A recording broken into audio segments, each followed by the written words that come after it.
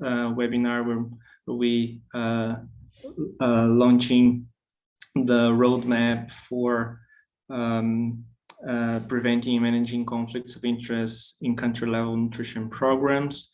And we'll start hearing from our director of the Department of Non-Communicable Diseases and Mental Health of PAHO, Dr. Ansam Hennis. Dr. Hennis, please. Thank you so much, Fabio.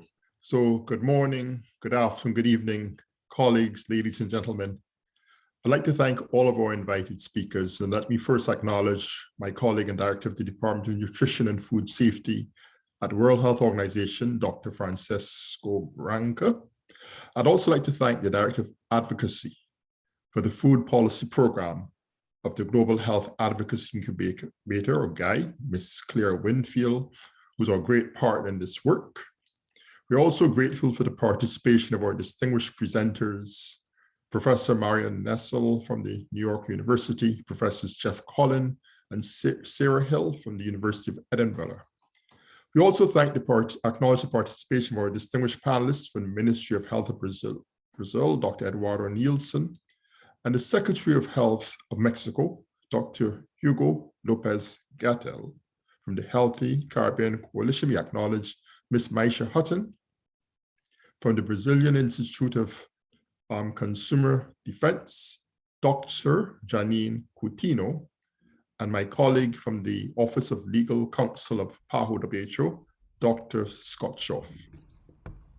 In recent years, the evidence has grown on how industries producing ultra-processed food and drinks, infant formulas, pesticides, genetically modified seeds, often attempt to delay, weaken, distort, and/or impede the development of food and nutrition policies and programs that can effectively contribute to healthier and more sustainable food systems.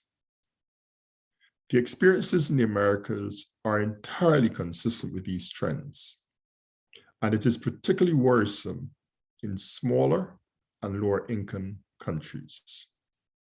In 2012, the World Health Assembly requested the Director General of the World Health Organization to develop risk assessment, disclosures, and management tools to safeguard against possible conflicts of interest in policy development and implementation of nutrition programs consistent with the overall policies and practice of the World Health Organization.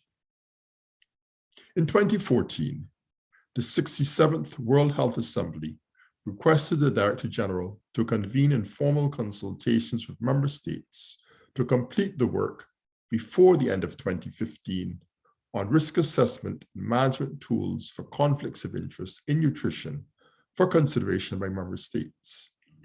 These consultations were concluded in 2015, and in 2017, WHO released its draft approach for the prevention and management of conflict of interest in the policy development and implementation of nutrition programs at country level for a public consultation. Member states, United Nations representatives, and non-state actors provided comments, which were considered by WHO in developing the approach. WHO regions were then asked to pilot the approach at country level to test its applicability and practical value. The Pan American Health Organization initiated its work in 2018, conducting several activities with the support of ministries of health officials and civil society organizations. And this resulted in the development of the roadmap we're launching today. We hope this webinar facilitates a discussion and the dissemination of the PAHO publication, Preventing and Managing Conflicts of Interest in Country-Level Nutrition Programs, a roadmap for implementing the World Health Organization's draft approach in the Americas. And in so doing, we can help member states identify, prevent, and manage potential conflicts of interest in any engagement with non-state actors in their nutrition policies and programs. I'm pleased to welcome each and every one of you to today's virtual launch. I'm sure that the experiences shared and the lessons learned will inform us all in how we approach and improve policy development and implementation in the region of the Americas. Thank you so much for participating. Look forward to your full contributions. Welcome all. Thank you. Thank you very much, Dr. Hennis. And now I'd like to invite Dr. Francesco Branca, Director of the Department of Nutrition and Food Safety from WHO, to present us with his opening remarks. Thank you very much, Francesco. Thank you very much, Fabio. Thank you, Anselm, and colleagues. It's a pleasure to be with you today. I'm impressed actually by the participation and by the interest, the large interest on this topic. And as Anselm was saying, I mean, this story started back in 2012 when the World Health Assembly was looking at the maternal and infant and child nutrition implementation plan, the one that is basically launched the idea of having 6 global targets of nutrition. And that plan was clearly saying, you know, we can only do that if we have multiple actors taking responsibilities on the different action areas. And there's been in the nutrition space, as in many other development space, the request to collaborate with the different actors. Some like to call them stakeholders. Some like to call them right holders. Anyway, different actors in society. But that is not a straightforward thing. So I think that the assembly was really understanding the complexity, and that's where the request came from. And I can tell you that it was not an easy journey, because we had to definitely go out of our comfort zone and understand a bit more the ethical implication, but also particularly understand the needs of the program and policies. How can we make the impact, and what kind of inputs we need from those different actors? We needed to understand the stakeholder landscape. We needed to understand particularly the existing policies and practices, because many countries have actually engaged successfully and in a protected space. Not so much in nutrition. There was some experience in tobacco and child labor, essential drugs, but not in nutrition. So it was an interesting journey. It was very much enriched by the consultation that Anselm was mentioning in 2015 and 2017. We ended up with a draft tool. You can find on our website. It's still called a draft tool.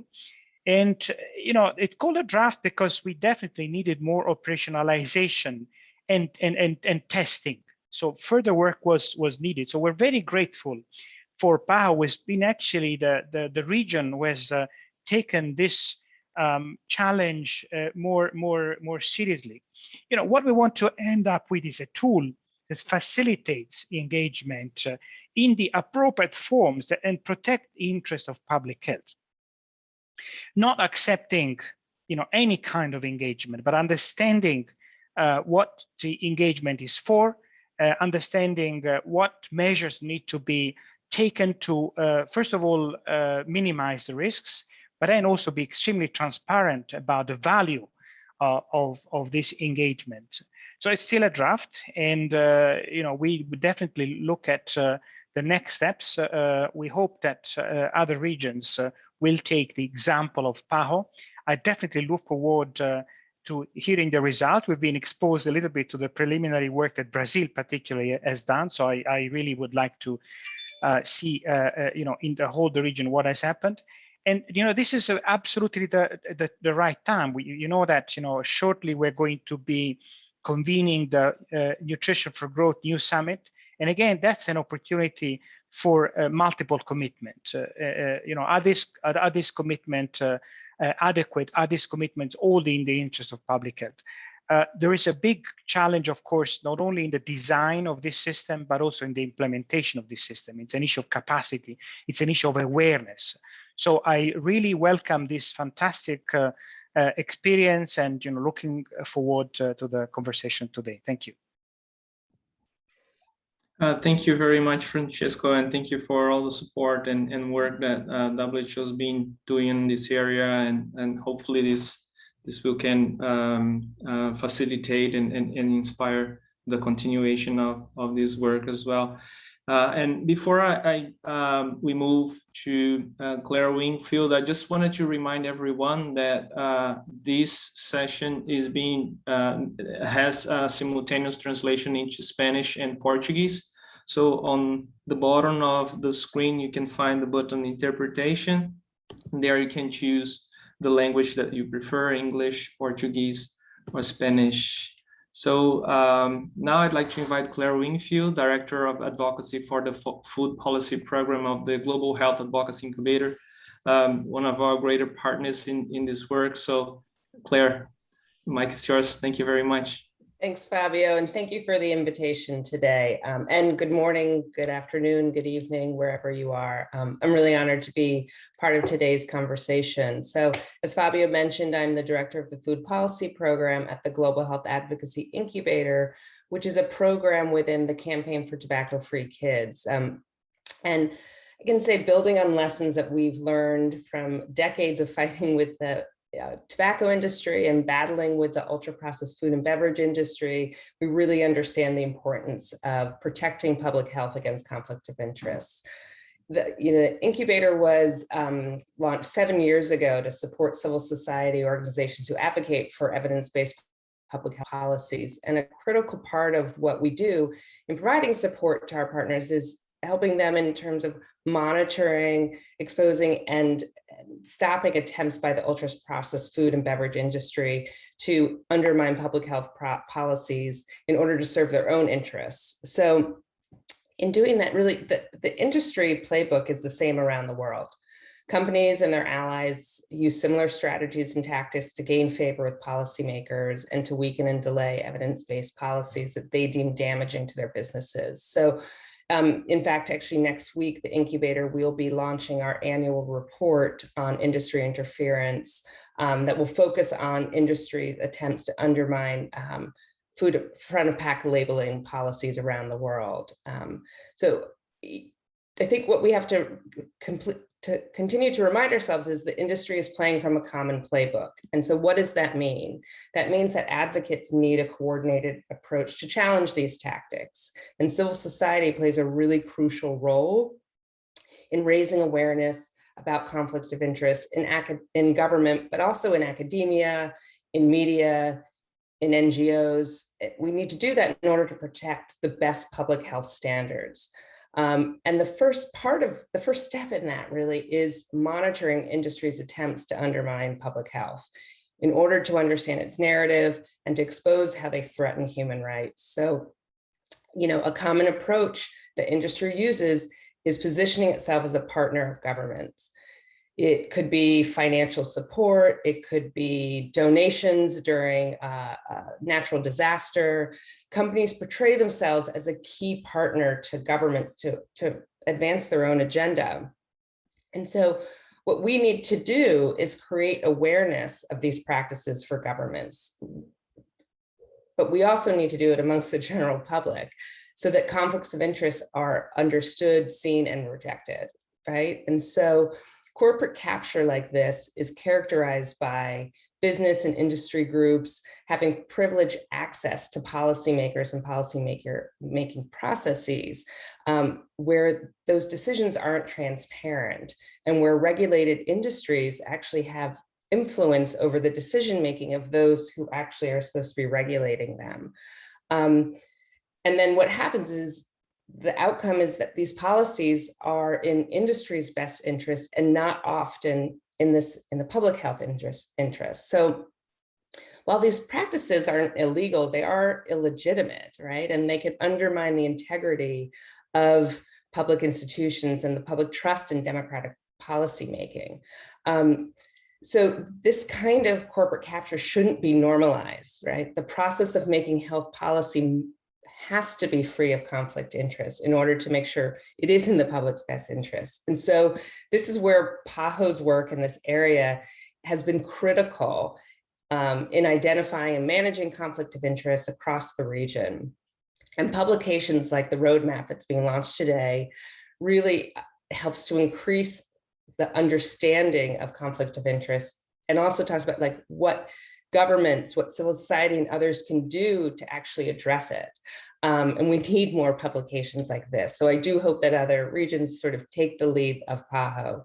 And while, I understand, while private sector, right, can play a role in helping communities, it is important that there are rules that help ensure that, that they're not using these actions to market their products or to interfere in policies intended to protect public health, but they want it in favor of their own wallets. So again, I just want to congratulate PAHO for this really important publication, and thank you very much for having me. Thank you. Thank you very much, Claire. Thank you very much, Dr. Haynes and Francisco. And I also wanted to thank everyone who's participating today. Just a pause to recognize that we've passed 200 participants. And just to give a flavor of the diversity of participants, we have colleagues following us and accompanying us from Argentina, Costa Rica, Dominican Republic, Guatemala, Peru, Colombia, but also from other countries out of the region, Vietnam, Latvia, many other countries in the Caribbean, also the Bahamas, Trinidad and Tobago. So it's great to see so much interest and the recognition of the importance of the issue we're dealing and discussing today. And I think Claire left us at the perfect point where we'll move in our agenda. And as today we have the privilege of having Professor Marion Nestle presenting on exactly what was Claire mentioning, what are the food industry tactics to manipulate science and policy, and the importance of having safeguards to protect policies from those tactics. So I'd like to invite Professor Marion Nestle, who's a professor of nutrition food studies on public health emerita of the New York University, to take the mic and present to us on this day today. Thank you very much. We're very thankful for your presence, Marion. Thank you very much. Oh, thank you, Fabio. I'm very honored and excited to be here. I think this is a really important report, and I'm very happy to be part of what's happening with it. I'm going to share my, try to share my screen. And you're going to have to tell me if this is working. Is that working? Are you able to see that? Yes, now I can. Oh, because I do not. So Okay. wait a minute, let me see if I can, how do I fix this so I can see it? I can't find the, oh, I'm very sorry about this. I seem to have lost the button that gives me the, there it is. There it is. No, still not working. Can somebody tell me where I'm supposed to find the button that tells me how I can see my own slides?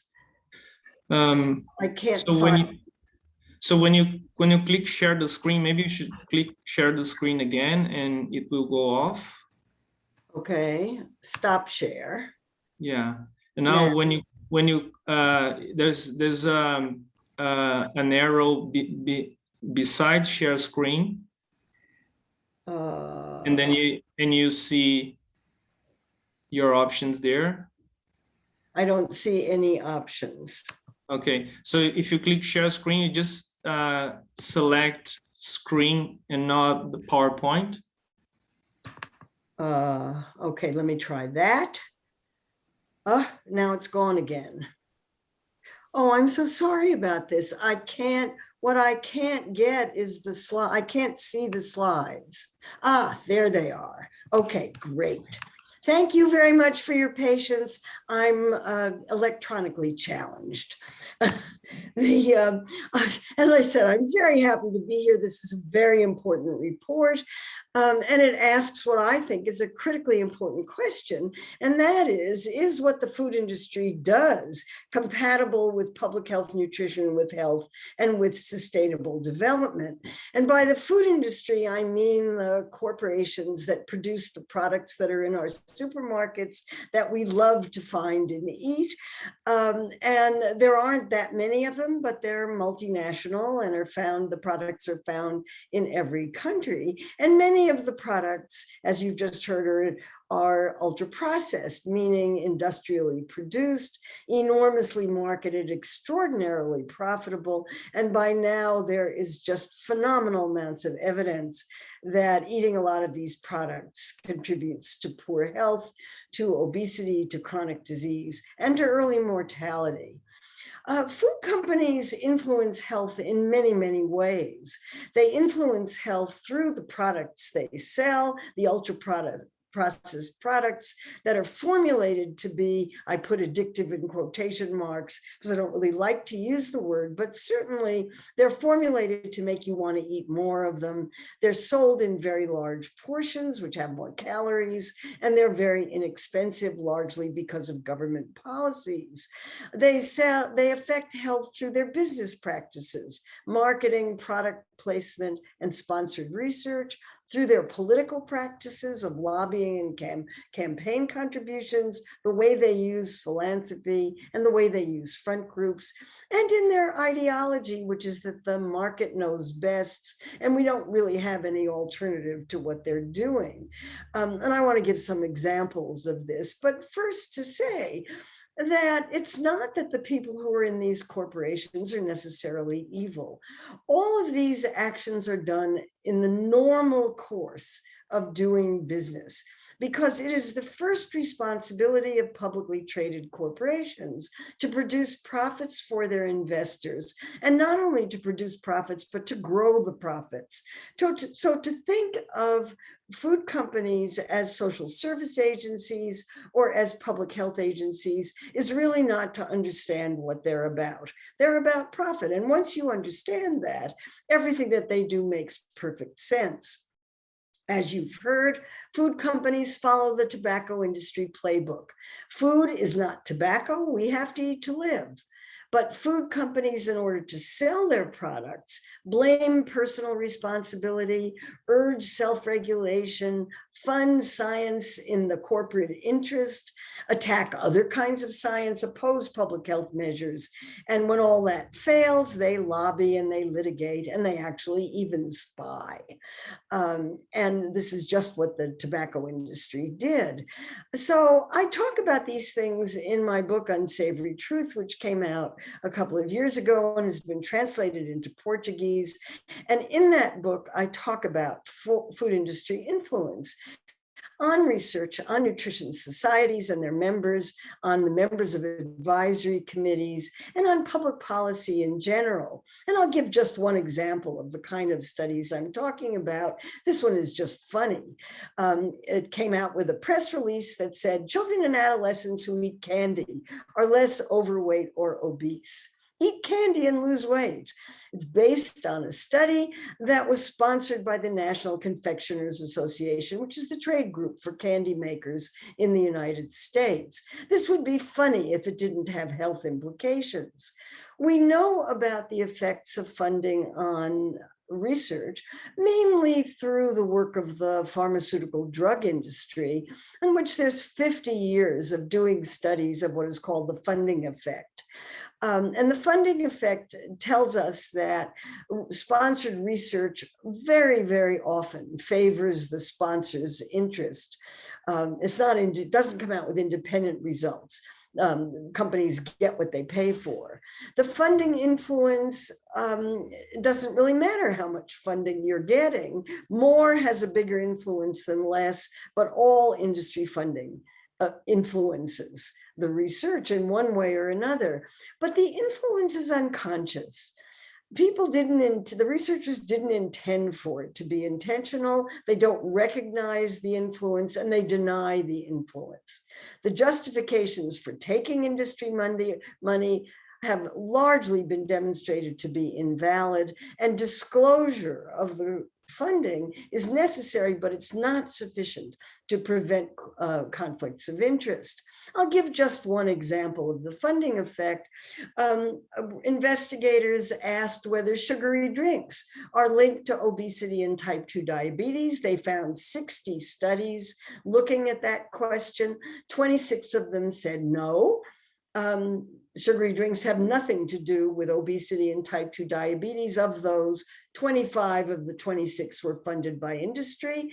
On the other hand, they found 34 studies that said, yes, sugary drinks are highly associated with obesity and type 2 diabetes, and only one of those was funded by industry. And I'm pretty sure that whoever those investigators were never got funding again from industry.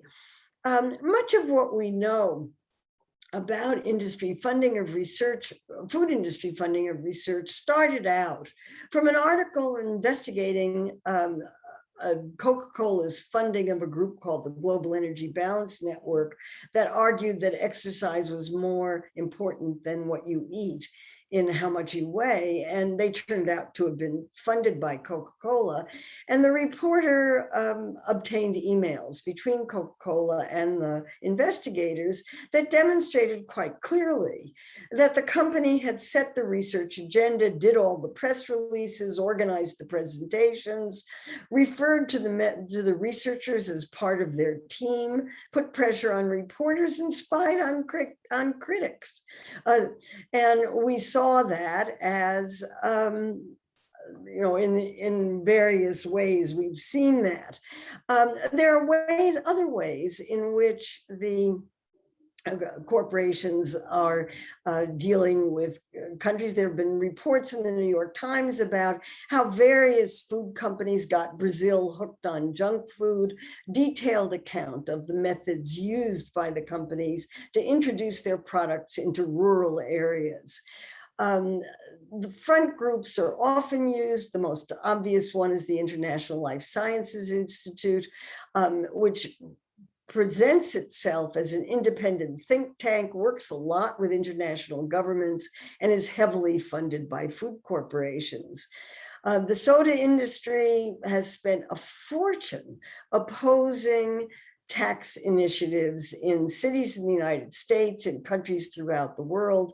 And when that kind of opposition doesn't work, it dreams up different kinds of legislative methods to try to get what it wants. It's got a lot of money and is willing to spend it.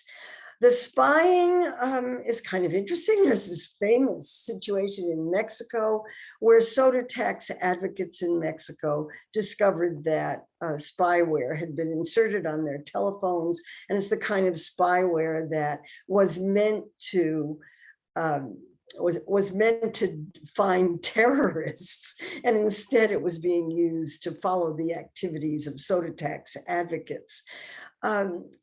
The various food companies sponsor nutrition societies in the United States and elsewhere. This is from the American Society for Nutrition, which is an organization of researchers and scientists, and its list of 2021 sustaining partners, ones that are sustaining now, include the Corn Refiners Association, which makes high fructose corn syrup, PepsiCo, the Sugar Association, Mars, which makes candy, and 27 other food companies. The American Society for Nutrition does not come out with statements advising people to eat less sugar or less of products containing sugar. So it influences policy in that way. Members of the 2020 United States Dietary Advisory Committee had heavy ties to food companies. More than half of the members were involved with consulting arrangements with one kind of food company or another. The food companies include soda makers, fast food makers, ultra-processed food makers, and so forth. This is, if you want to influence policy, this is one way to do it. Why do food companies do this? Obviously, to cast doubt on inconvenient science, to obtain results that they can use in marketing, to counter public health messages, and to silence critics. And it's quite effective in doing all of that, which is another reason why this report is so necessary. In 2019, trying to do something about this, a commission of the Lancet called the Global Syndemic on Obesity tried to look at policies that would do three things at once: prevent hunger, prevent non-communicable diseases, and protect the environment. And using food system approaches to do that. And their analysis, which I had never seen before in a major medical journal, talked about that the big problem that we're all facing is what they called consumptogenic economic systems, which I guess is a polite term for capitalism, in which corporate economic power predominates. Privatization of what used to be public goods occurs a lot. Companies don't pay the externalized costs of what they're producing, and governments neglect the risks of corporate takeover. And they identified as the big policy problems in dealing with these kinds of systems: weak government captured by corporations, strong food industry opposition to any kind of public health measures, and weak civil society demand for it. So if you want to do something about that, you have to strengthen government regulation, put some restrictions on food, on the food industry, and strengthen civil society. What this report did was to develop a roadmap for controlling conflicted interests. The food industry has to stop getting subsidies and tax breaks. It has to pay the external costs. It has to stop opposing public health measures, stay out of public policy, disclose its political donations, and be held accountable for everything it's doing. So there's our challenge, is how to go about doing that. And that's why this report is so important, because it raises the most significant question that I think needs to be asked: does a proposed partnership pose significant risks to reputation, independence, and integrity? And if it doesn't, if there's any chance that it doesn't, we need really firm safeguards. So I congratulate PAHO for taking up this issue. I think it's very courageous of you to do that. I hope all of the other World Health Organization's regions do so well. And I'm really pleased to be with you today to discuss these kinds of things. Thank you very much for having me here. Thank you very much, Marian. We know how tight is your agenda, so we thank you so much for finding the time to share a presentation with us. And I think it leaves us the perfect point to move into the other part of the agenda, is really how important was and how member states were in great need of the work that we've done. As what you showed here is clear and it's happening everywhere, and our ministers of health are really under a lot of pressure in getting in protecting public health, and the need for these safeguards are really critical so they can get their work done. I know that you have to if you have to leave for other commitments, so I just wanted to thank you very much for your presentation, and we'll now move to present the publication. And in this specific session, we'll have myself. I'm just gonna briefly introduce you to the document itself, how is it structured, and then Professor Sarah here and Professor Jeff Colling will accompany me in presenting the whole process that we've taken to pilot and test the WHO draft approach in our region, and how from that we've developed this roadmap to try to help countries bringing WHO draft approach into their decision-making system. We realized that most countries did not have a specific system on how they would decide, as Professor Mayer mentioning, if they're going to go for that interaction or not. So I think that's the idea that we've started based on, so that we could get something that at least could establish the necessary steps and questions that countries would need to reflect on, to then establish some mechanisms that could safeguard the policy cycle from undue interferences. And so I'll share my screen just to take you quickly through the document if you haven't had the chance to look at it. And let me just, and the English version is already available, and you can access it also. I'm just gonna share the screen. As you using this QR code, you can access the English version, or you can, we will also paste the address in the chat box, so you can have access to the English one. And the Spanish and Portuguese versions, they are also on the way, so they will be soon available on our website as well. So hopefully by the end of the month, we have the other two languages, the versions in the other languages as well. And just wanted to highlight that the document includes as the major content, its major content. First, 1 second. So its structure brings an introduction that tells us, you know, why we're here, why this document, why this roadmap. And as Dr. Haynes mentioned at the beginning, this was a mandate that came from World Health Assembly, the executive board of WHO, and mandated the WHO regions to pilot this tool. So that's part of indicating where and how we need this. Sorry, I cannot see the other part of my, 1 second. Here, that's better.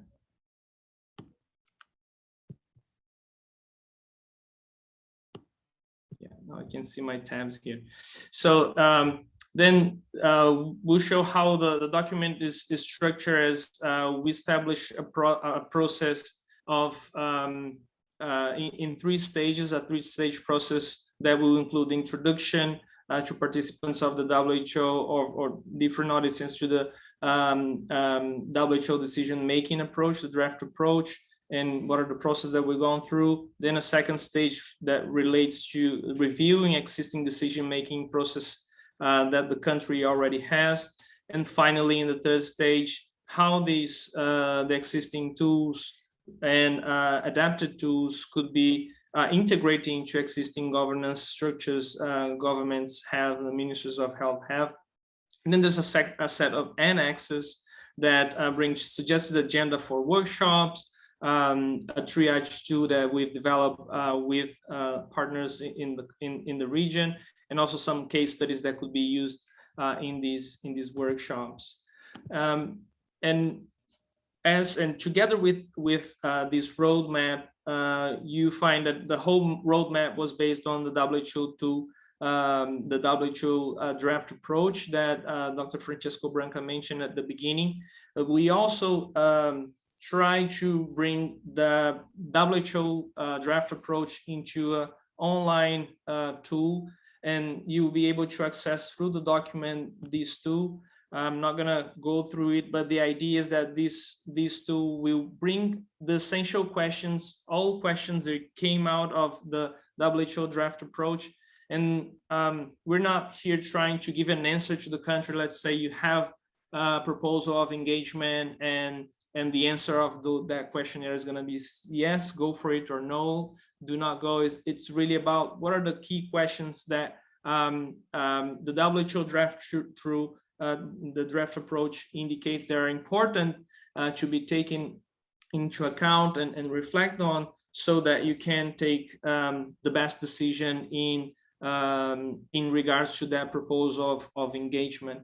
And the same way as you will see in the document and the WHO draft approach, the WHO draft approach is divided in 6 steps. So this questionnaire also brings, the full tool brings questions that relates to all the 6 steps, from the rationale for engagement, then profiling, due diligence, and risk assessment about the external actor, and also about the engagement, the balancing of questions that will help countries balancing risks and benefits, how and if there are risk management mechanisms that are being taken into consideration when the proposal is being discussed, and also monitoring, evaluation, and accountability, and finally transparency and communication mechanisms and agreements that are to be taken prior to deciding, or even if there's an engagement that is active, if the country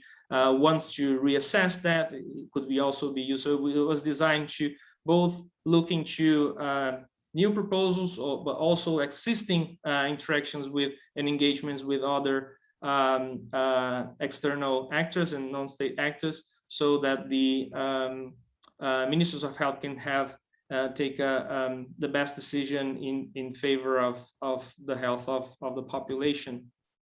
And so, as I mentioned, the 3 stages that we developed for and established to try to bring the WHO draft approach into the real life process and decision-making process for countries. It starts with getting the country familiarized with the WHO draft approach, and then reviewing what are the existing decision-making procedures they have, and finally trying to introduce those tools into the existing systems, or creating other structures that are necessary. Also mapping the individuals and structures that exist in the government, for instance. And this is just how it is presented for the 3 stages. And then finally, what we have at the end of the annexes, you have suggested agendas for workshops, and also the case studies that I mentioned. So I'll now ask Sarah to tell us a little bit the process that we've taken. And I just wanted again to thank the Sarah and Jeff and Rob Ralston as well, who helped us in developing this roadmap and piloting in different countries, and invite Sarah to start sharing what has been the process that we've gone through to reach what we've reached this day. Thank you very much, Sarah. Thank you very much, Fabio, and thank you for the opportunity to be part of this process and part of this launch. So I'm Sarah Hill, and the work that I was involved with was done when I was at the University of Edinburgh. And I'd just like to say how much I enjoyed being part of this. It was a really collaborative effort. A lot of the people involved in the process are here at this meeting today, and this included many people from ministries of health in member states, but also many people from civil society. So the results, the roadmap that you see today, is the result of a lot of collective effort and discussion, and I'm really grateful to have been part of that process.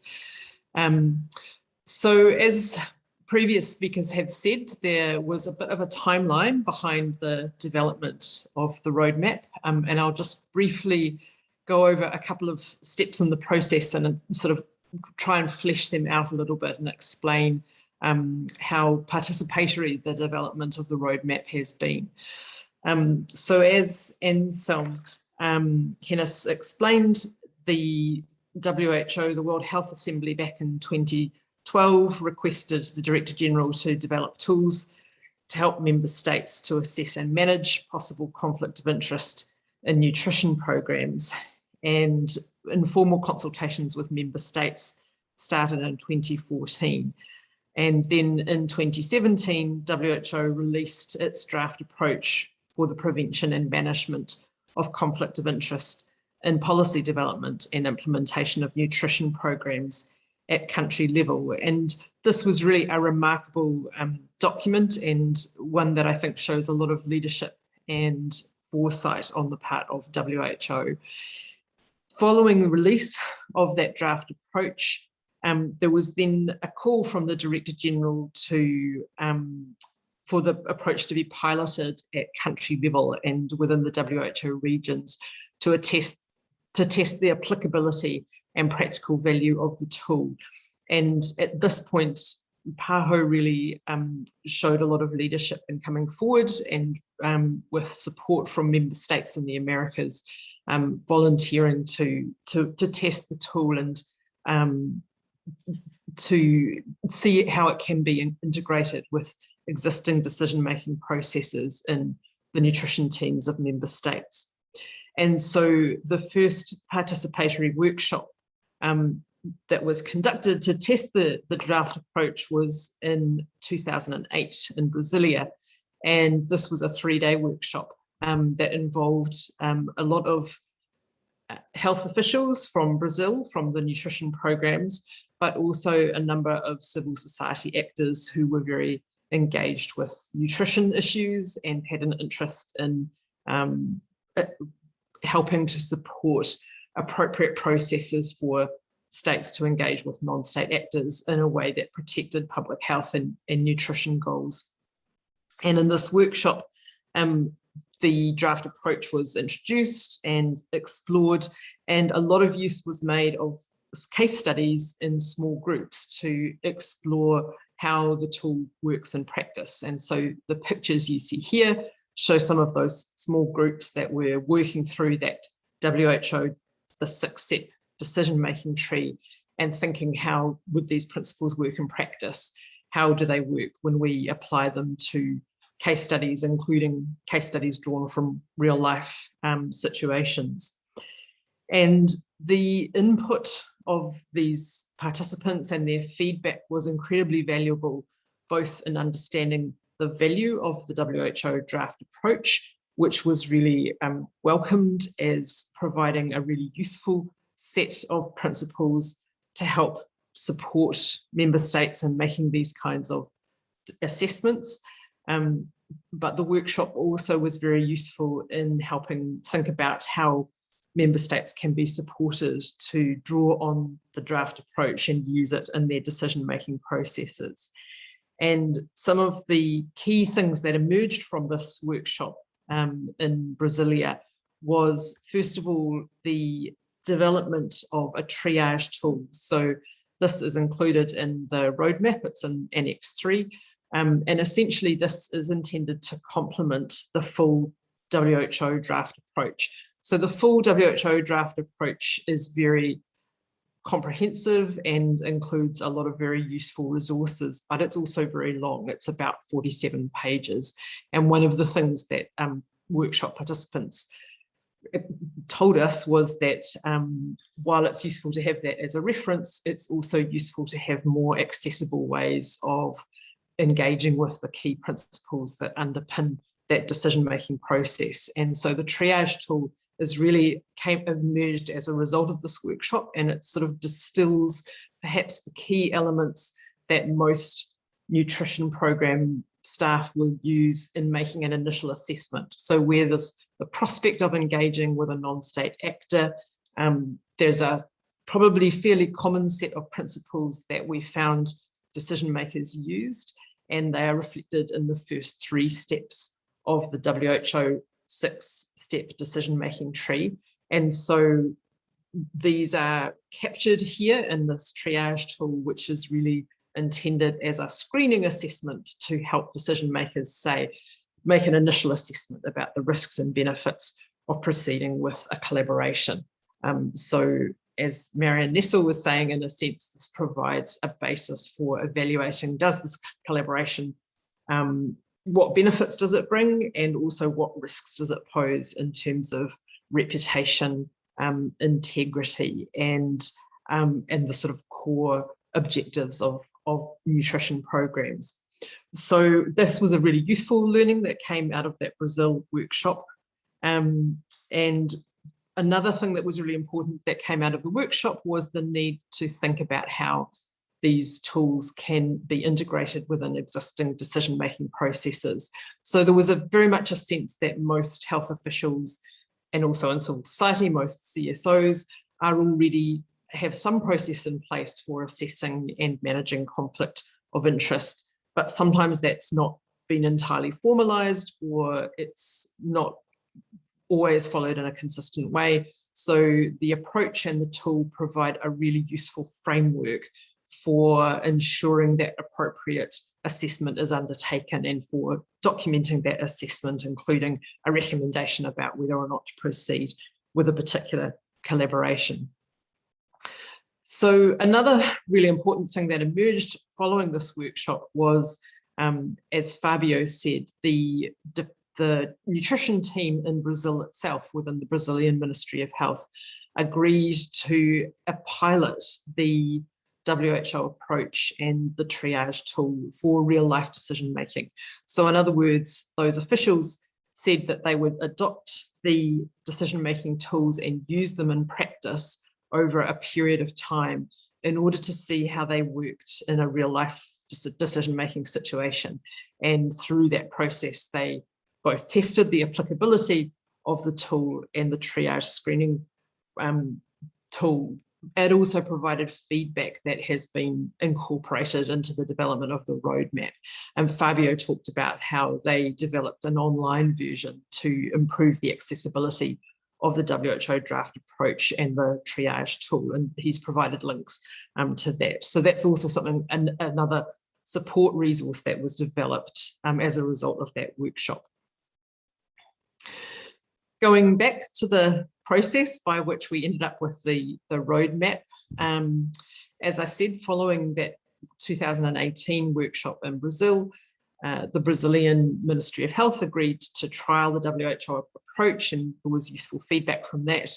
WHO also conducted a consultation with member states on its draft approach, and feedback was received from member states in relation to that. And then a further participatory workshop was held in March 2019, and this was hosted by the Healthy Caribbean Coalition. And this time it involved a range of member states from the Caribbean region. And this was an incredibly valuable process, partly because it was looking at how the tool fitted within a broader approach to NCD prevention, but also the presence of health officials from a number of member states in the Caribbean was really valuable in thinking about how the tool might work in a number of contexts, particularly in contexts where there are often tensions around managing relationships between the Ministry of Health and external actors, often in a context that's where resources are very constrained, but also where there are very close personal relationships. And so the issues around conflict of interest are really salient in the context of small island states in the Caribbean. So this second workshop also used a similar approach, but in a more compressed format. So we had less time, but also had the benefit of the experience in Brasilia. And so again, we used a lot of case studies and had small group discussions, and that was incredibly valuable, both in demonstrating the value of the tool and the extent to which it was member states felt it would be helpful to them in working through and justifying decisions about potential collaborations, but also in refining the tool and the accompanying resources. And so all of these processes fed into the further development of the roadmap. And then finally now we're really delighted to see that roadmap being launched and being available for member states to draw on. And it's, as I say, it's been a huge privilege being part of that process.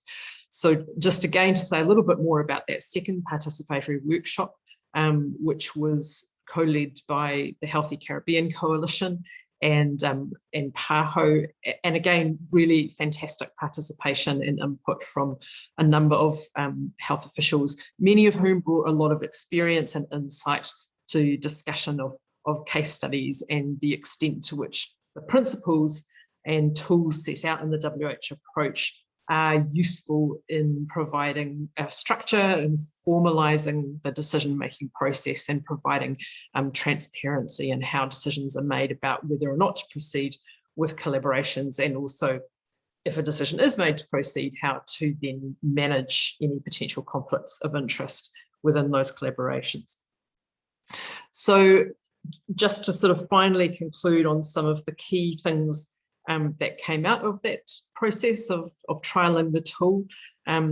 As Fabio has mentioned, the roadmap includes in its annex some suggested approaches that member states can use if they want to introduce the draft approach and its use in their own nutrition programs. And this includes both a longer version of a participatory workshop and also a shorter version, recognising that often there's limited time available. The triage tool itself has been a really useful development from these participatory workshops, and that is very much intended to complement the WHO draft approach. We found that health officials found it a very intuitive thing to use, that triage tool, and were quickly able to adapt and use it in their own decision-making processes in ways that then made it easier for them to engage with the full-length WHO draft approach. And finally, we found the use of case studies was incredibly useful. Often these tools can seem a little bit dry when you're reading through them on paper, but when people started talking about case studies and indeed drawing on their own experiences, very quickly it became clear that the principles that underpin the WHO draft approach are familiar to most decision makers, and having a structure to formalize and provide a transparent process for working through those principles is really valuable. And member states expressed a real, that they were really pleased to have this tool developed and brought to their attention, and that they anticipated that it would be really valuable going forward. So I hope that gives you a bit of a picture of some of the work, the background work that went into development of the roadmap. And again, thanks to all of those who participated.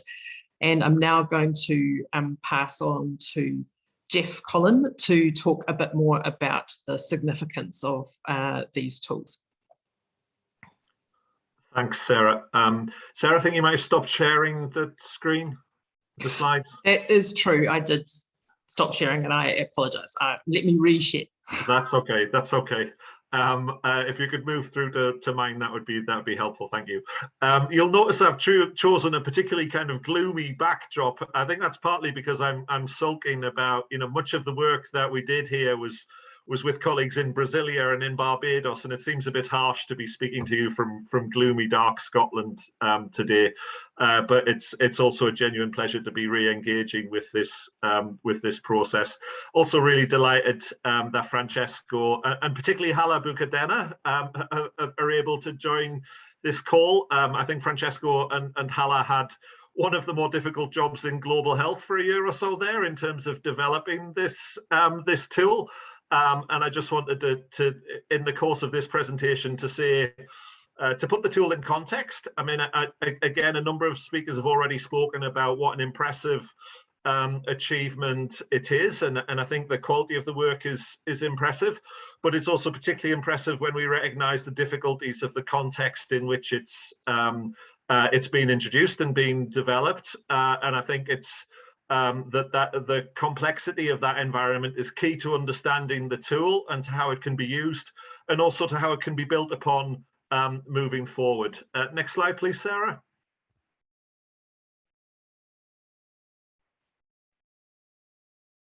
Oh, sorry, if you go back up one, thank you.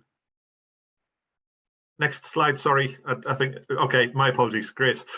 So the key point about this that I just wanted to make, again, I think some people, when they look at the tool, potentially some civil society advocates might be a little bit kind of disappointed about some aspects of the tool, but I think it's very important to recognize the context in which it was developed, and it's a context fairly obviously in which, in nutrition, as in so many other areas of global health, member states and international organizations are under a lot of pressure to actively engage with food companies and with other commercial sector actors in the development of nutrition policy and in approaches to food systems and other kind of questions. And we can see this in all sorts of different ways, including around the constant kind of pressure to negotiate managing with organizations like the International Food and Beverage Alliance,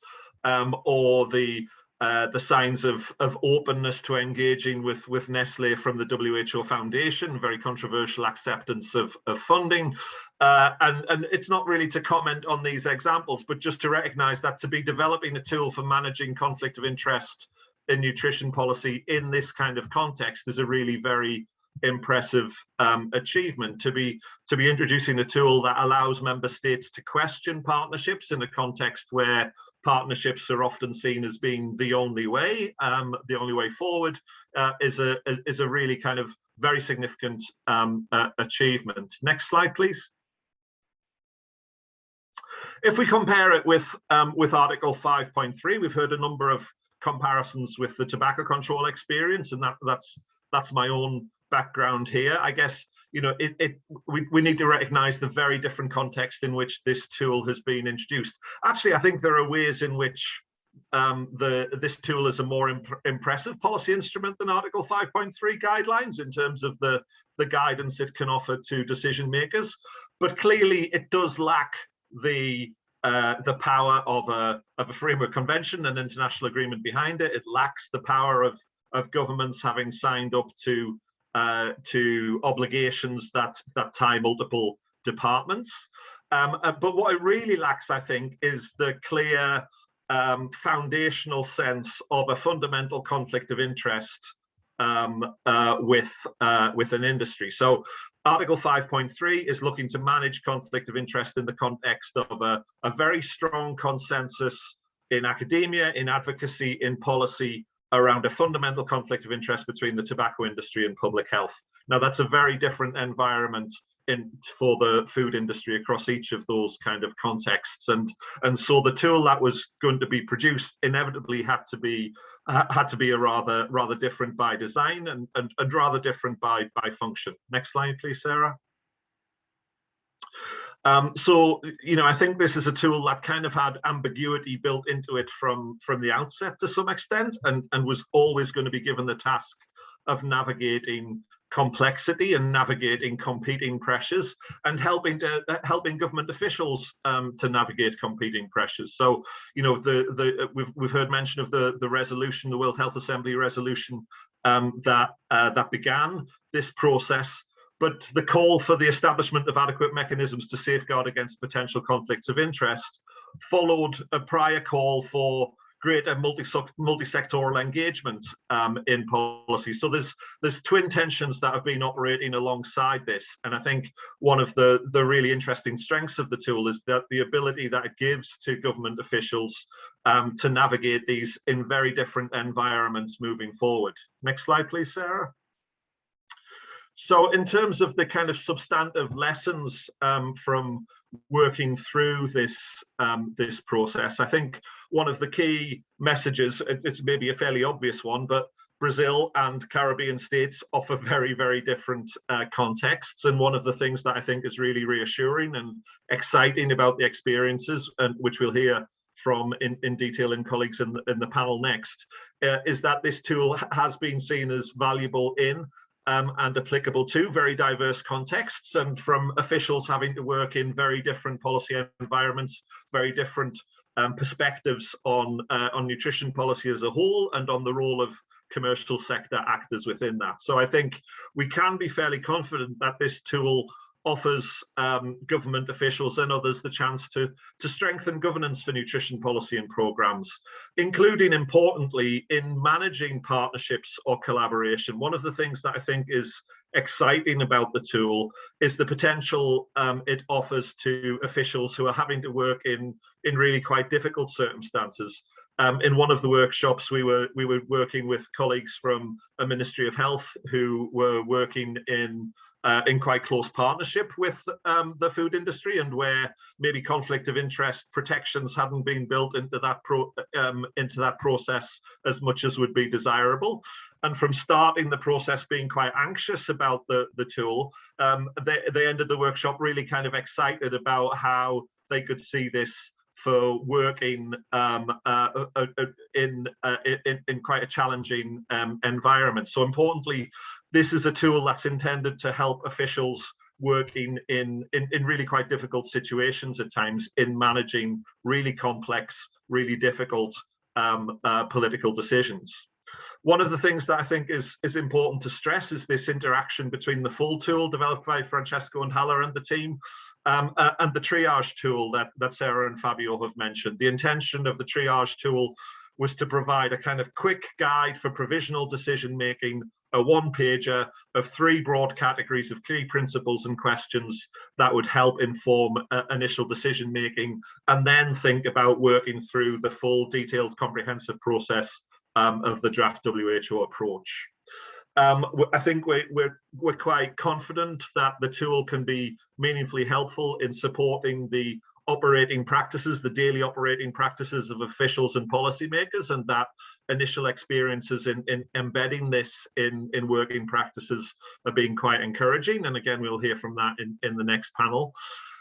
We can also see that the process of working through these tools has been useful in and of themselves in building confidence and capacity in ministries in engaging with conflict of interest where maybe that hasn't been a familiar concern, or where there haven't been established areas of expertise. That it provides a useful resource to begin to navigate processes that have maybe been kind of informal or operating on an ad hoc basis in the past, providing clearer criteria for decision making and thinking.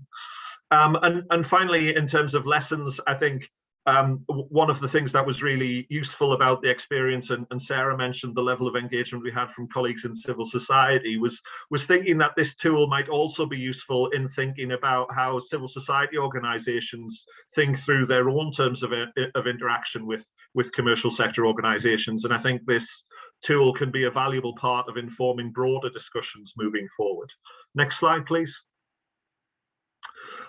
So in terms of ways forward, I think the really important thing to stress is that I know, Fabio and Francesco and Hala and everybody in the PAHO team recognize that this isn't the finished article, that it's really important to keep thinking about this instrument as informing the development of a process. There's definitely a need for ongoing testing, for further research. I'm an academic, so I'm contractually obliged to say there's a need for further research, but also for dissemination, for people to be aware of the existence of this tool so that it becomes a living instrument rather than a paper tiger, because I think it does have the potential to be a meaningful and useful living instrument for policymakers. One of the things that I think is really encouraging about the work that Fabio and the team have done is the development of online resources to build capacity. So firstly, he mentioned that very soon there's going to be 3 language versions of the tool available in online platforms to support the process of working through the tool, which is very helpful. But also Fabio and the team are committed to developing e-learning resources to build capacity and thinking about managing conflict of interest in this space. I think, and this point is a nod to the input from our fabulous colleague Rob Ralston. We need to think about this as a policy instrument that's very strong on the tools that it's able to offer policymakers. It really does provide a lot of support for officials in making decisions and working through processes. But I think if we think about this in governance more broadly, we need to think about how we can maybe strengthen the norms and the rules within which within which colleagues in ministries are having to work, that I think there is a need for rather clearer guidance. Again, if we look at the experience of Article 5.3, I'm not saying we need a recognition of a fundamental conflict, but we do need rather more confident articulation of norms and principles around engagement in different contexts. I think that the tool poses some really important questions for health governance in nutrition and food systems more generally. Francesco mentioned the Nutrition for Growth Summit. We've recently had the UN Food Systems Summit as well, in the context of really quite serious concerns about the terms of engagement with commercial sector actors in those contexts. So thinking about how can we draw on these tools to inform decision-making processes in other related contexts. And that also includes in other related policy spheres. Again, one of the things that's exciting about PAHO is the close working relationship between colleagues in nutrition, with colleagues in tobacco, and with colleagues in alcohol. And I think that there's lots of synergies that can be explored across those, as well as other spheres like broader sustainable development discussions, like gambling, like fossil fuels.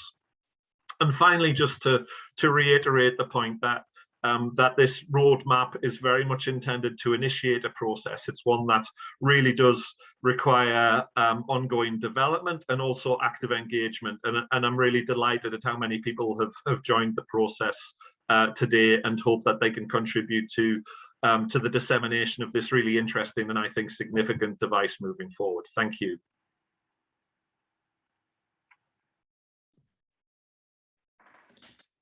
Thank you very much, Jeff. Y ahora voy a moverme. Now I'm going to switch to Spanish.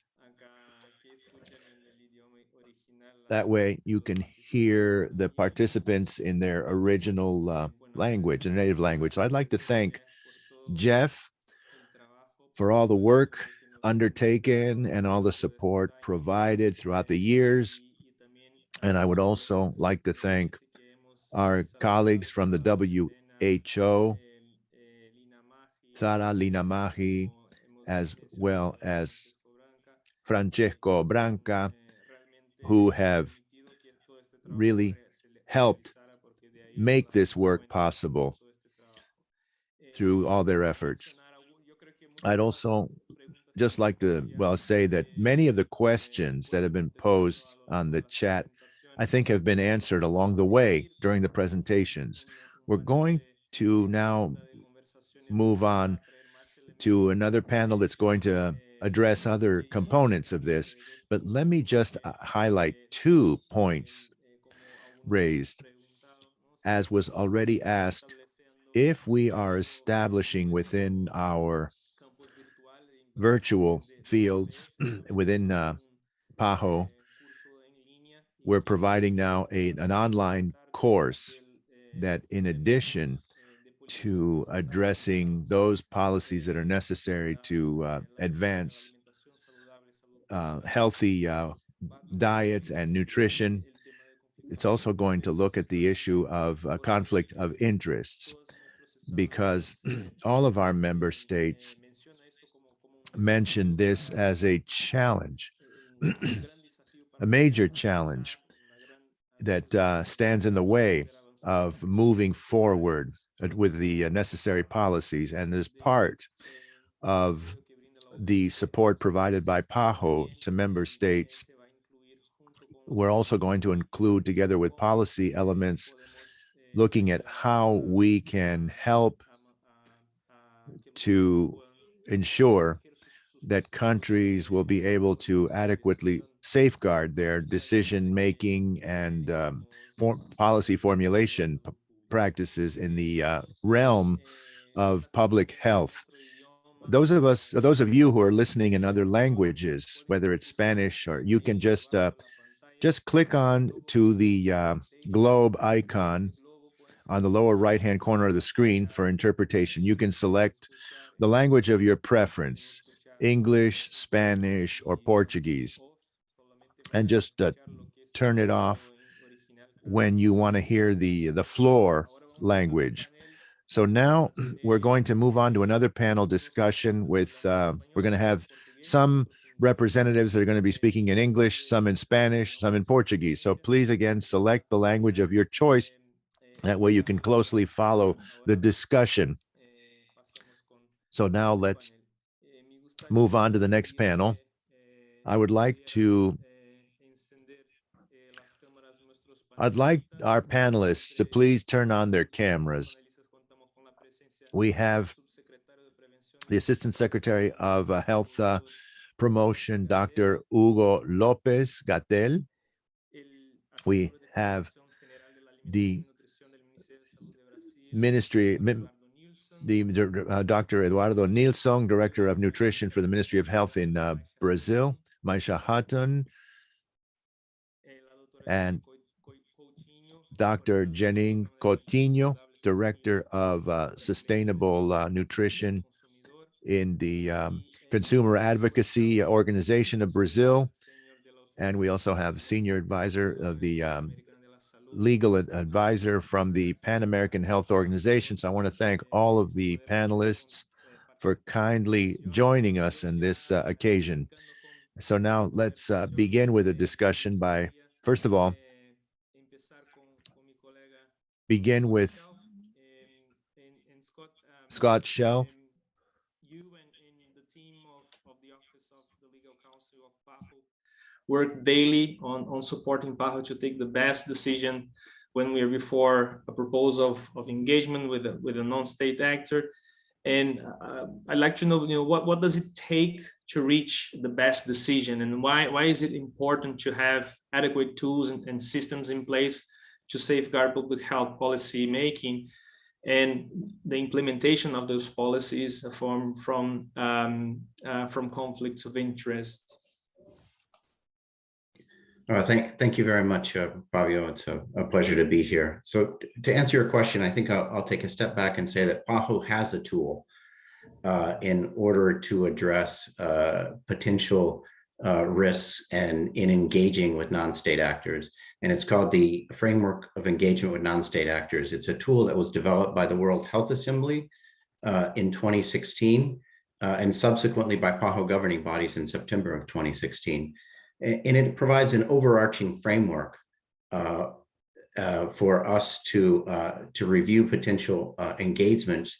And one of the benefits of it is that it makes us have a consistent application across the organization of the principles and the processes to identify risks and benefits so that they can be weighed in order to determine, do we engage, do we not engage? Is there something that we can address to mitigate potential risk, manage potential risk, or if not possible, to not engage? And this tool that we have, this FINSA that we utilize, it's actually designed to promote engagement, because it gives us the background, it gives us the process so that we can review and have a transparent and open manner in which we engage in order to positively impact public health. One of the things that we look at when we do this isn't only what are the benefits to public health, what are the benefits of the organization in engaging with a non-state actor. It also helps us identify what are the risks. And we look at, of course, conflicts of interest, which is something we're talking about today, but we also look at and try to define what are some of the other aspects that could be a risk to the organization. Is engaging, for example, does it have limited or no value, no benefit to public health? Maybe that would be a reason that we would want to consider not moving forward. Is engaging giving a competitive advantage to a non-state actor? So, for example, if we're working with a private company, for example, on one activity, are we only working with that private company? Do we need to work with others as well so that we aren't giving a competitive advantage to one? Something very important for this discussion today, we also look to see, by engaging with this entity, would it provide the entity the opportunity to give undue or improper influence? And we especially look at this in times when we're looking at setting of norms or standards, or addressing advising member states on anything that might otherwise imply not respect of their decision-making authority. These are some of the things that we look at. The tool that we have, because it's ultimately for us, it's to protect the most valuable assets of the organization, which is the reputation, the credibility, independence, and integrity of the organization. And so we have this tool and we utilize it, and we think it would be something that would definitely be very helpful for others in the policymaking area to take something like this and adapt it and adjust it to their needs and their legal frameworks in order to find ways to protect themselves and the reputation and independence in setting policies and setting norms. Thank you. Thank you, Scott. And me gustaría ahora preguntar al doctor López. I'd like to ask Dr. Lopez Gatell. We know that Mexico has focused a great deal on the implementation of regulatory policies, which are essential, especially in addressing non-communicable diseases, also the implementation of taxes on processed foods, sugary foods, and the measures used frequently have to face fierce opposition from many stakeholders who are opposed to these public health initiatives. It's been widely documented. So what efforts have you done to overcome the resistance of some of these detractors that you may have an impact on public health in Mexico? Go ahead, Dr. Lopez. Yes, thank you very much, Fabio. And I want to thank PAHO for kindly inviting me to participate in this very important forum. And it's a privilege to be with all of my fellow panelists. This effort in developing synergies and creating these guidelines that give us benchmarks as to exactly what we need to do to prevent conflicts of interest. As my predecessors have already indicated, we've seen some analogies with the framework agreements. We've identified significant opportunities for the development of a general model. From my perspective, a framework agreement that is binding, that will be not just linked with the international agenda, but also be a part of decisions made by member states who ratify these international agreements. And we're hoping that we're going to reach that end state.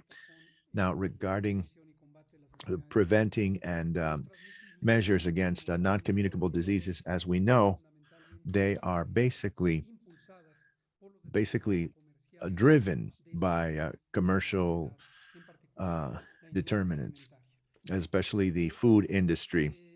Now, some of the elements that we consider useful in Mexico, I will mention now in fairly chronological order, more than in terms of priority. So I would say that over the last 10 to 12 years, the academic sector, and in particular the National Institute of Public Health in Mexico, have been a major hub of launching scientific research and very clear and open sources for public policy formulation, supporting health initiatives. Together, we've seen some very consistent experiences and positions adopted vis-a-vis the need for supporting the public and attempting to make sure that commercial interests do not interfere in the public health process. This has been a key component because on the basis of this, we've developed very sound instruments. A few years ago, with the creation of new tax codes, this was an exemplary. This began with the crafting of very rigorous studies that enabled the development of full justification and the political and policy measures to address the and monitor the sugary beverage industry. Also, there was a rigorous evaluation that allowed us to close the gaps, in particular speculations by the industry. And we showed that within a year, the implementing of the new tax on sugary drinks reduced by about 12% the consumption of sugary drinks. That's just one example. There have been other successes that we've seen with the current administration, which included the creation of new warning labeling practices and regulations for processed food. This policy originated on the basis of a very sound scientific research. Now, other elements that complement these efforts include maintaining or having a well-developed, well-informed community of civil society organizations that are transparent, honest, with integrity, free of conflicts of interest that have been accompanying us throughout the process. It would be desirable if we had more of these stakeholders, but it's been another key component. There are international foundations that have also accompanied the process, not just in Mexico, but in other countries. Also, the academic communities from other countries that have been working closely with Mexico in this regard. So this is the outlook that we had. This is a situation when we had a government that was not committed to this perspective. And I'm talking about the administrations prior to 2018. And this has been fairly symbolic because the government of Mexico, in particular in the administration of 2012 to 2018, they were antagonistic to these policies. The National Institute of Health, which was a part of the government under the Ministry of Health, they were our colleagues who were victims of the censorship and the even spying on. And instead, the previous administrations, what they created were these tools and mechanisms that would try to create debating and discussions that looked like apparently was supporting the public interest. But one notorious example was the Mexican Observatory for Non-Communicable Diseases, but it was basically a front where we had a great deal of food industries behind them, working also with chambers of commerce. And there were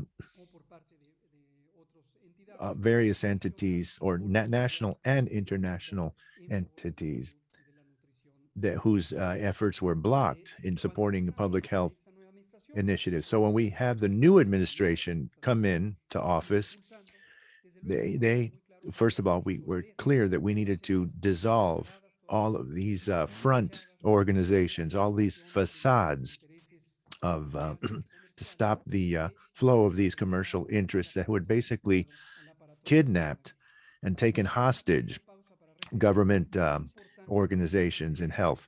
So we stressed the importance of having political influence at the highest level, up to the level of our president, President Manuel López Obrador. And if you have an opportunity, I urge you to listen to one of his speeches that he made in as president pro tempore at the UN Health, because he defined the positions of our government vis-a-vis the relationship between the political and economic establishment of power, looking at the need to reconfigure and create global policies that seek justice, equity, social justice, and economic justice for all. So that's at the national level. This is very clear new position that is since President López Obrador became and entered into office, where he focused on two key priorities. The first one is to separate the political from the economic power bases. The explicit mandate for all of the government establishment that within our jurisdictions do everything necessary to separate these two spheres from one another. That doesn't mean, obviously, that we are not at all involved in impeding the development of entrepreneurship and business concerns, but it does mean that there's a clear commitment so that the government is here is to support, promote the interests of the public and not private interests. Then the second key pillar to this was his commitment to eliminate corruption, in a very broad context that talks about the misuse of public resources by individuals or organizations, both within and outside of the government, and also various patterns of behavior that can distort the relationship between the economic and political spheres of power, which is very characteristic of neoliberal regimes. So more pragmatically, we have integrated 4 elements that we've tried to articulate in order to optimize the capacities of our government based on these commitments and positions in order to help launch these policies. First of all, the government resolutions that allow having preventive and management of conflicts of interest, and also launching various authorities in the various levels of government that include, in our case, the Ministry of Health. And the second pillar focuses on the establishment of multi-sector networks. It was very important for us to establish SYSAMAC, which is an intersector group on health, nutrition, the environment, and that articulates the efforts of various ministries as well as international organizations, including World Health Organization and PAHO, and the academic sector, as well as the social sector that shows integration, independence of conflicts of interest. These networks and the Hisamar group have enabled greater consistency in the articulation of public policies between the various sectors in order to come up with synergies in our impacts, especially looking at these determinants. And our motto of CISAMAC is to maintain an agro-food system that is just, that is sustainable, environmentally sustainable, and that is economically competitive. Another element has to do with the intergovernmental networks and the possibility to establish contact with other parts of the government that have been successful in the implementation of public policies in health and nutrition and protection against conflict of interest. In the case of labeling, we had a relationship with Senator Lido Girardi and several legislators in Peru and other nations in Latin America to be able to replicate successful labeling models in public policies and then avoid conflicts of interest. And then lastly, we have the participation of international organizations. And here, I would like to especially refer to the Pan American Health Organization. And I would like to take this opportunity to congratulate PAHO for the excellent group that you have in Mexico, headed by Christian Morales and all the colleagues. We have to take advantage of the technical capabilities, not only for technical matters, but also for political matters. Our position vis-a-vis PAHO and other international bodies is to be able to give them enough freedom for acting at the level before the levels of the government and the civil society. In general, our international organization has a structured relationship with other actors such as governments. And they have to follow guidelines such as the one we are following today to frame this type of relationship. So these guidelines are given in different assemblies of different organizations, and then all of these guidelines go through different organizations and levels of government. But we have other mechanisms to be able to take advantage of all of these capabilities, to have a relationship from the governments directly with the international organizations so that they avoid the slow mechanisms for relationships and to make sure that they can directly be partners with international organizations. so that they have a horizontal relationship and an open relationship. And then this is all in synergy. All of these four mechanisms are in synergy and allow us to position public policies in health, food, labeling, legislative and policy changes, the avoidance of trans fats, and then the regulation of flowers and other products. But we still have a lot of pending issues, such as the compliance with the trading and marketing codes. We still have a lot to do, but we're trying to link these policies in the most efficient way so that the achievements in one field can be transferred to another field. Thank you so much, Dr. Lopez-Gatell.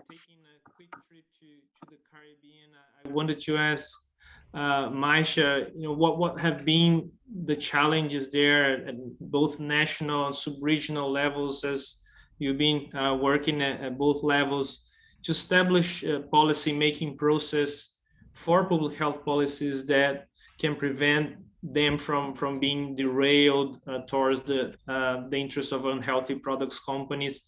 And what has been the steps? Also, we know that the Health Caribbean Coalition has been keeping this issue very high on your agenda. So what has been the steps that you've been taking in trying to not only improve those policy-making processes you see in different countries in the Caribbean, but also your internal processes as non-government organization in how you decide your interactions with external actors. So if you could give us some ideas of how the situation and the challenges are in the Caribbean, and which steps you've been taking, as we know, been doing a lot of work and has partnered actually with us on also developing this roadmap in our region. So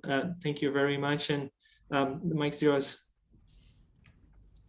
Thanks, Fabio. I appreciate the opportunity to speak at this workshop today, and great to hear from the other panelists. So as you know, conflict of interest is a priority for the HCC, and we've been collaborating with PAHO for many years on this issue, really seeking to strengthen the capacity of the region to implement measures to safeguard public health policy making, especially as it relates to NCDs. This is a particularly important issue for our small Caribbean communities. It presents very complex and real challenges, which make it difficult for us to draw those kind of traditional red lines around engagement with the unhealthy commodity sector. The complexities relate to political economy, social contexts, institutional constraints, financial realities, the heterogeneous nature of our private sector, and cross-cutting power structures. We're actually at the tail end of a very drawn out consultative process on front of package warning, labeling, and standards in our region. And it's provided some very instructive examples of the types of challenges that we're facing. So, firstly, as part of the formal standards process, the private sector was not only consulted, but they had a seat at the policymaking table. And in many instances, they had greater access than civil society and many institutional health actors. The voting process was often heavily skewed in favor of the private sector due to imbalances in representation and an inconsistent, fluid, and almost like irregular voting practices. The power of the private sector was often leveraged to create privileged, both formal and informal access to policymakers at the highest levels. Again, often in the absence of like a counter presence of public health advocates, resulting in the industry having, the undivided attention of decision makers at the highest levels. In our small settings, this power imbalance is really amplified. The financial power translates into this almost pervasive political power, which permeates through government ministries, so outside of health, and rises to the top, ultimately leaving very little space for public health to maneuver and push for the policies that we know work. The front of package warning labeling process that we've been engaged in for the past 3 years has really very effectively highlighted some of the systemic weaknesses and the extent of industry interference. Very positively though, it's really increased dialogue at various levels and kind of highlighted a willingness for us to begin exploring mechanisms to protect policymaking. On your second question, I remember very well back in 2019 when Jeff and Sarah and you visited Barbados to lead on the pilot of this tool, and it's really a pleasure to see it being launched now. This was really a first step for the HCC towards the development of our own tools, which we had committed to way back in 2017 when we started this engagement with PAHO. These types of tools, which assist actors in navigating engagements with industry actors, they're really important, especially in our setting. And Jeff has talked about some of the challenges, and so has Sarah, where we find that the decision-making algorithms, they can be really complicated. They're highly subjective and they're very much situation-based. We've since drawn from the tool, especially the triage component, and we've developed our own resources. It's kind of a working tool. And so it's an HCC individual and organizational institutional policy. It was developed in consultation with our members, and it's actually being used by many of the members now to develop their own organizational policies.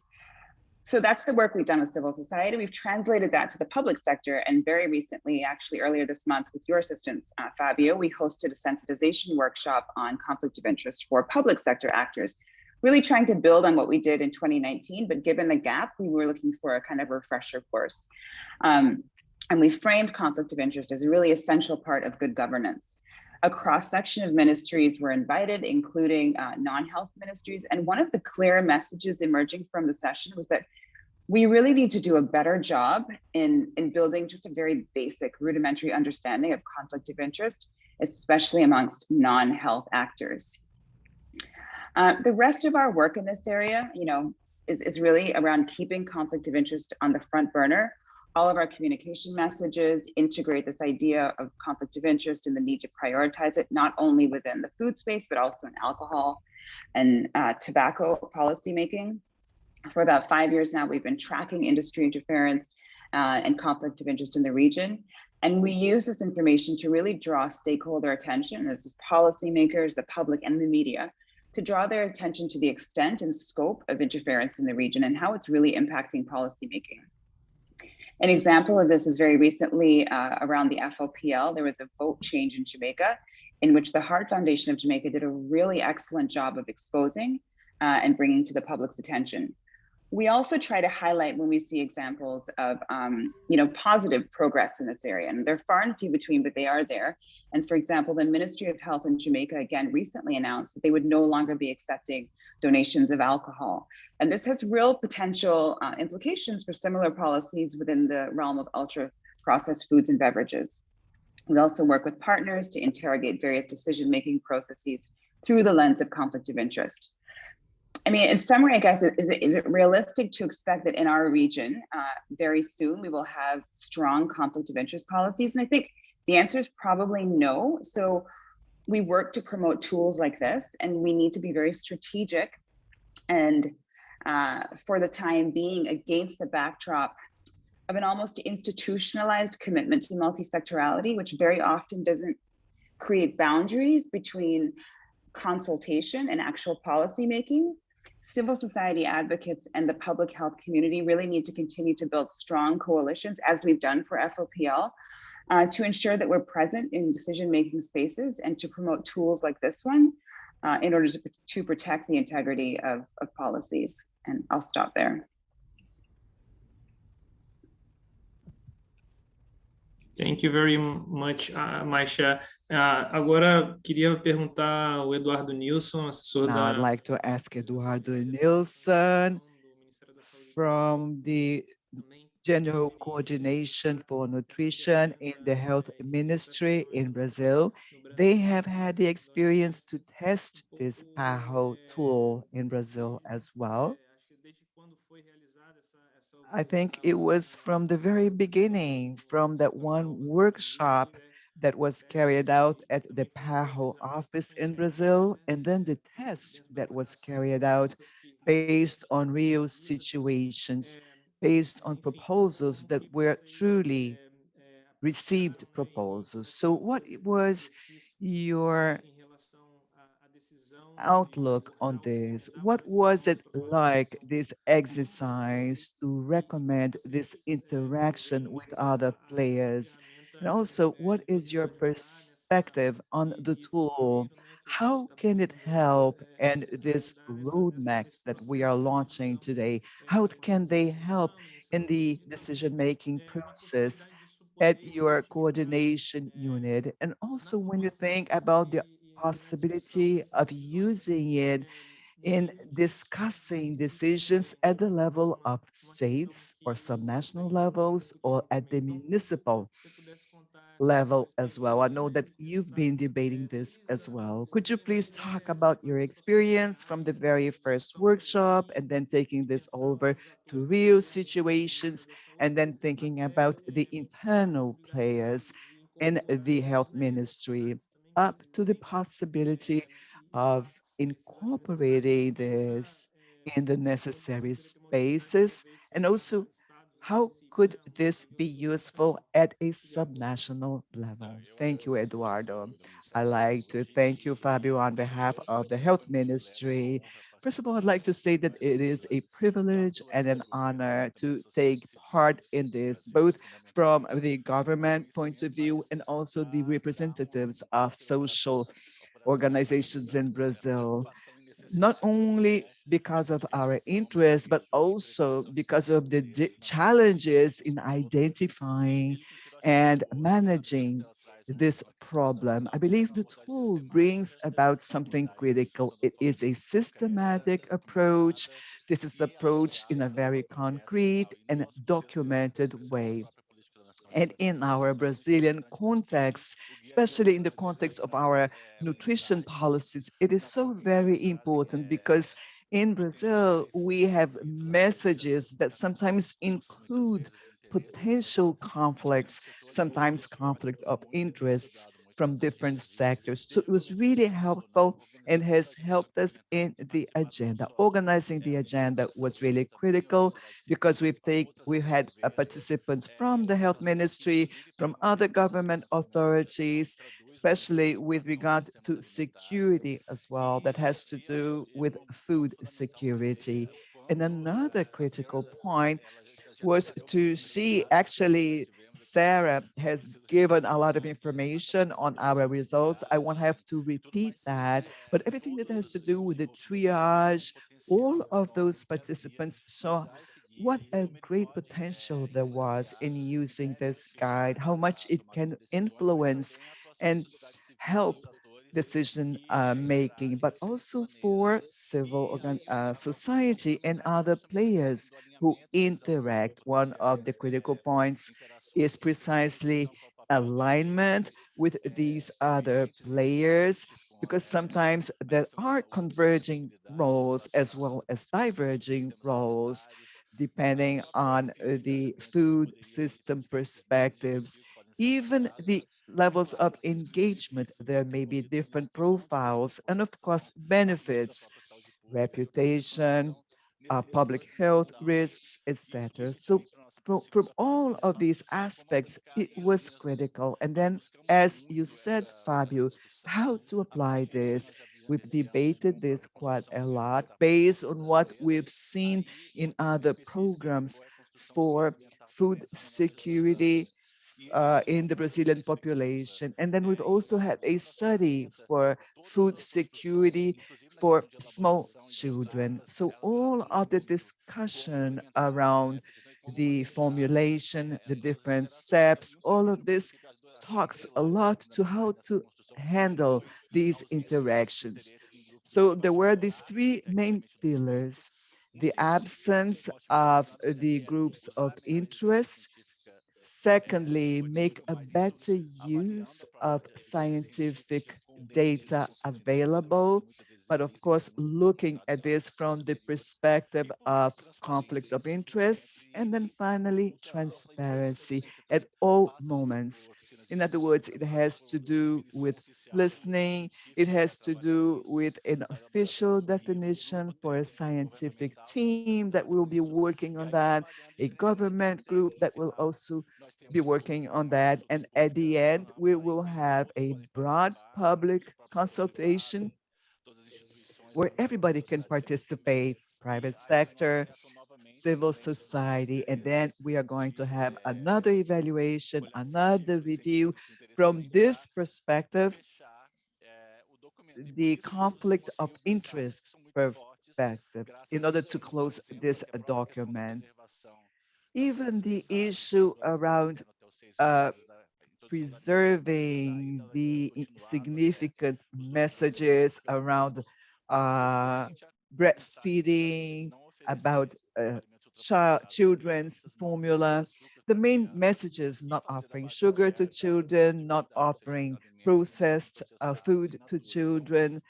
So all of this is a reflection and a result of the whole process that actually protected us from this conflict of interest. And of course, then we can include other agendas in which we can also think about how to deal with this conflict of interests. In other words, establishing goals to reduce sugar or sodium, increasing also other measures that are critical, increasing transparency, increasing accountability, so that civil society can also have a say besides the health ministry. Many players already have this interest, and many of the programs are funded by the health ministry, especially congresses and meetings. And of course, we have to think about also another program we've had, which is the decade of sugar and sodium reduction. All of this includes government, the government sectors, and the effort goes towards protecting policies for health, public health. Brazil, as a federation, is decentralized. And as you said, at the subnational level, it is very important for municipalities and states to also make efforts in this direction. And we've had many discussions, also reinforced by the PAHO office here, together with representatives from states and municipalities, trying to implement this tool in their agendas, and also including the tool in subnational programs such as for chronic disease or against obesity, where food security and food is very important. And the conflict of interests is so very important in these areas as well, especially everything that has to do with protecting public health. Thank you. I thank you, Eduardo. But you've also mentioned the importance of the participation of civil society in these processes and their monitoring what is going on. So I like to ask the way how ask Janine how the Brazilian Institute of Consumer Defense has been dealing and addressing these issues. Just as Maisha has mentioned, how did your institute, IDEC, take part in the construction of this model, the roadmap, and PAHO direct this roadmap based on the WHO approach and tool, but I'm sure that your institute has also seen it. It is very useful for civil organizations who work in this area. Thank you, Janine. Good afternoon. Good evening.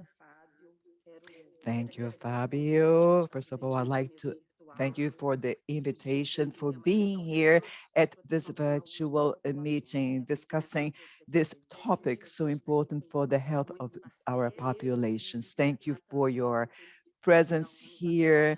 We have many partners with whom we work that are taking part in the meeting. It is really a pleasure and an honor to take part in this event. Just a brief introduction of IDEC, the Brazilian Institute of Consumer Defense.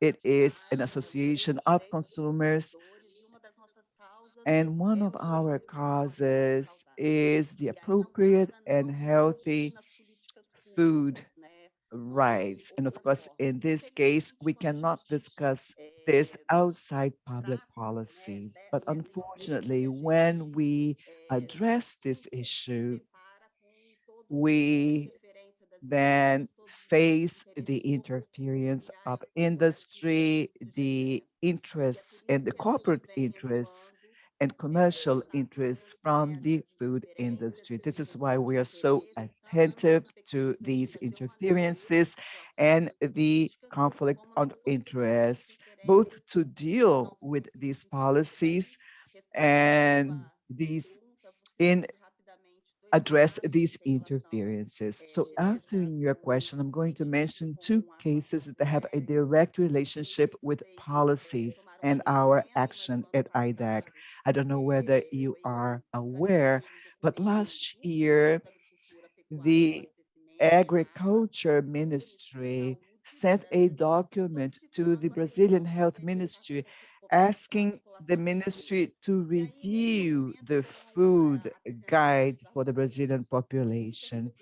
And this document presented very superficial arguments, especially with regard to the way that guide ranked the different food items. Of course, this is something that does not please and the industry, and the population and civil society is aware that this was an action that was carried out by the health ministry due to this interference by the industry. A lot of criticism was raised. There were special notes by coalitions and alliances and academia that work for a healthy food.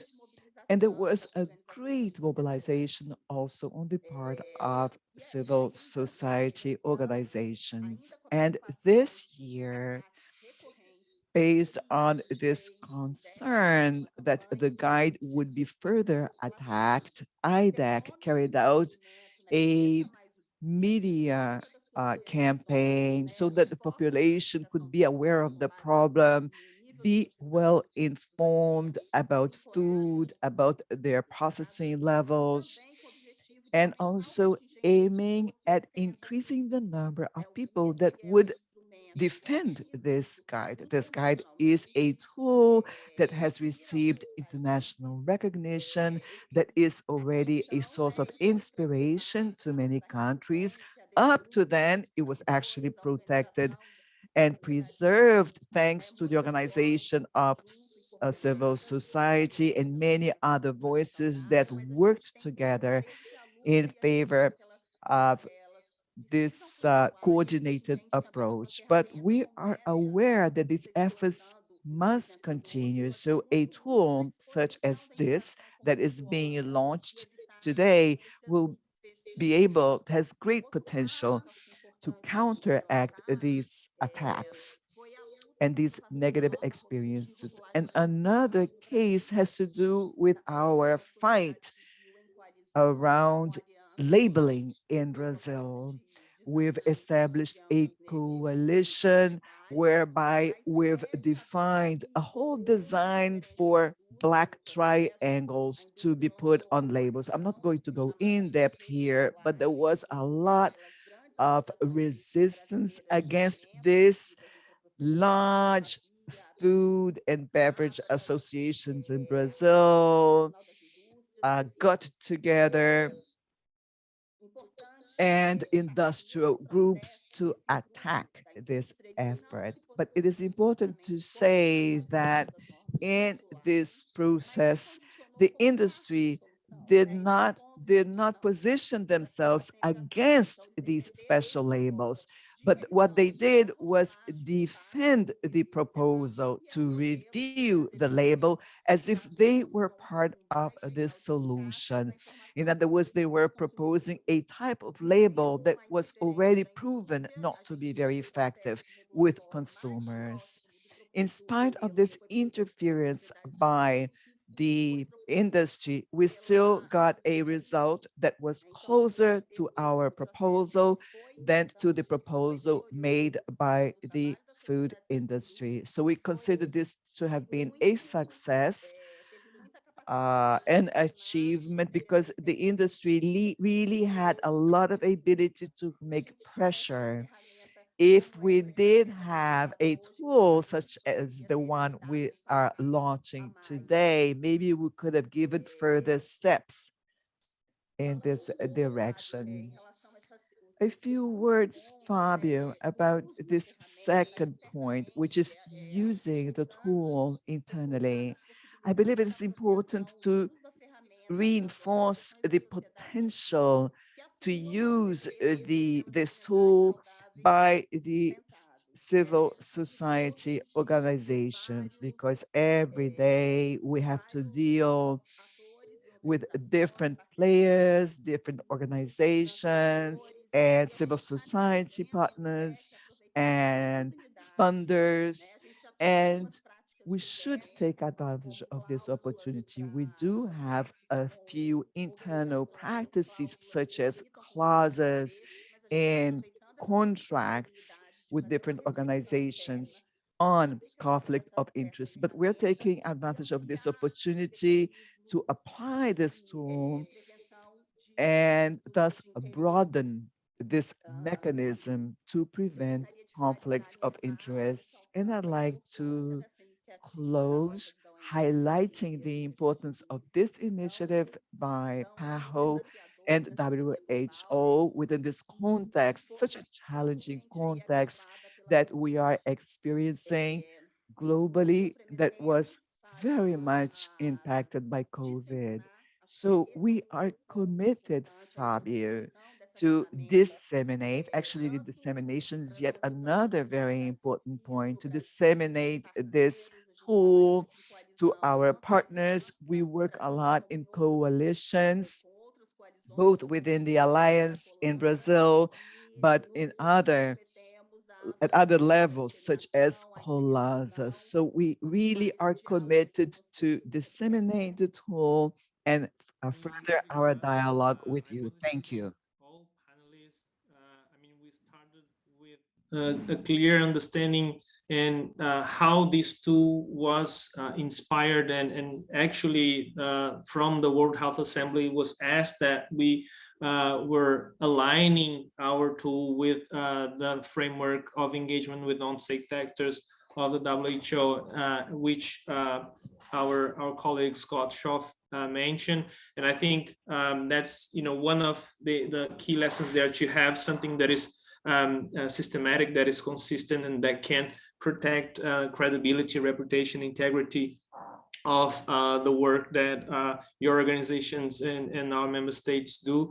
Dr. Lopez Gata was really clear on making the case, how Mexico not only are making progress, but actually is making those progress exactly because as part of their work, they're protecting and making public health and the public interest prevail in the policy arena. So thank you very much for illustrating that. The examples that and the challenges that Maisha mentioned, and how they've been evolving in establishing those systems, and how some of these still gray areas will appear, and how you need to discuss, you need to talk, and make sure that not only the ones that are careful about the process, but everyone is aware and is engaged in the discussion, so we can expand the social recognition of the issue